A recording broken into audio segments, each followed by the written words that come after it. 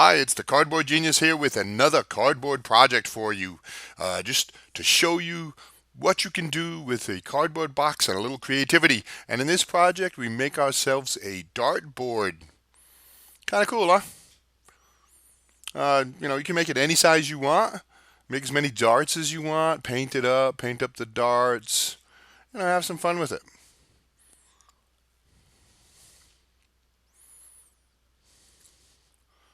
So you don't need a whole lot for this project. Like I said, I'm going to use an A3 sized box from Amazon, but you can use almost any size box. But the bigger the box, the more cardboard cutting you're going to need. You're going to have to cut a lot of strips.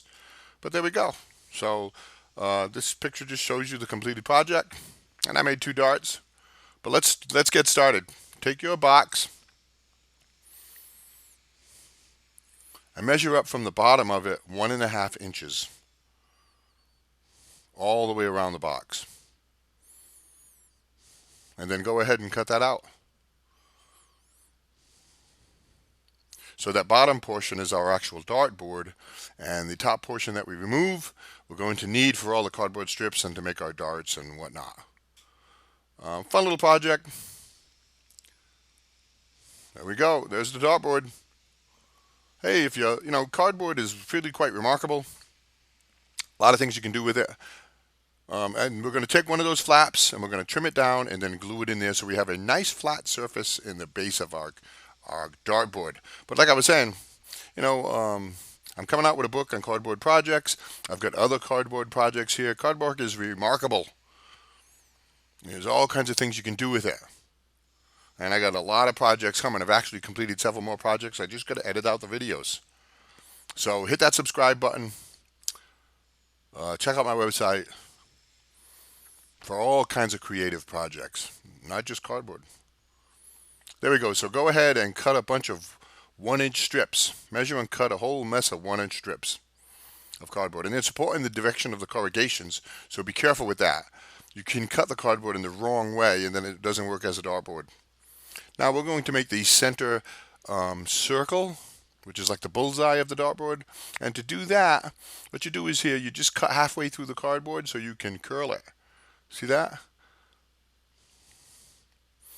So do that for around 8 or 10 inches of one of the cardboard strips, making all these little cuts.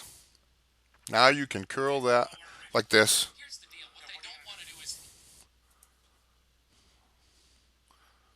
And you'll have the center bullseye.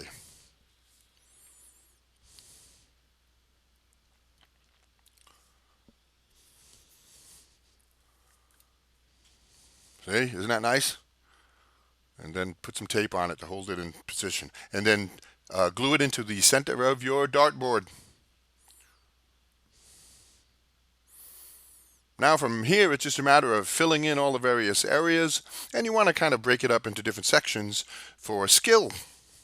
And so I made a larger ring like this, and in this tutorial I don't show you how to actually form that ring. There's a little bit of a trick to it, but you can use the same method we used for the bullseye, where you make a bunch of cuts in it, and that'll give you a pretty good ring.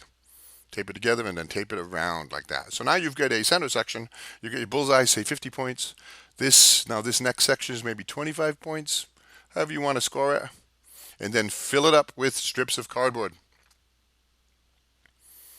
And make sure you get those corrugations going in the right way. They're going to go from you down, so the dart sticks in it.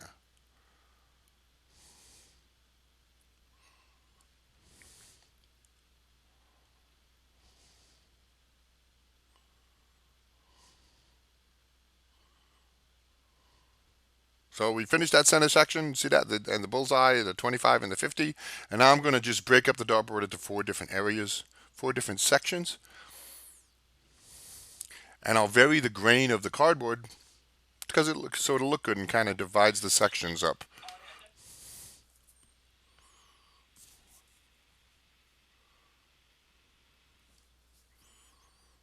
So now one big thing about this is, squeeze them in nice, pretty snug. If you get a good snug fit on these, it will hold the dart better when you throw it. So try not to have them be loose. Try to squeeze in an extra piece of cardboard if you can. an extra strip of cardboard. So that's it. Just fill those up, and then let's make the darts. And on my website, I have the pattern for this if you don't want to try to make your own darts, because these darts work. They're pretty simple. You can just look at that and see and do something like that. But you probably can vary it a lot. But an important thing about this is the fins are important. So glue on some fins. And another important thing is it should be front weighted. So the dart flies point forward. And I'll show you how to do that. But pop a toothpick, glue a toothpick into the front, and insert it so a little less than an inch is sticking out. You don't want more than an inch or else it'll bottom out on the dartboard. You want a little less than an inch. Like that.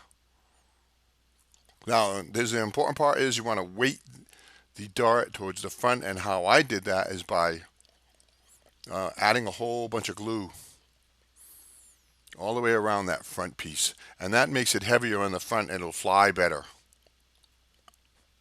Now you could, if you're not using hot glue, you can probably I don't know, ball up aluminum foil and put it around that, wrap it around, or maybe wrap a bunch of tape around it to get that front end heavier.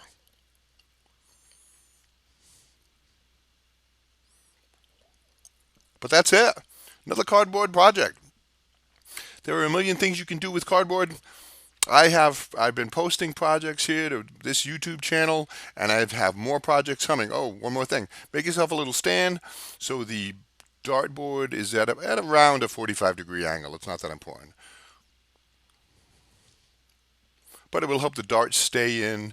You don't want to put this dartboard on the wall because it doesn't really have, well, the staying power of the darts isn't fantastic. I mean, we're using, toothpicks and cardboard.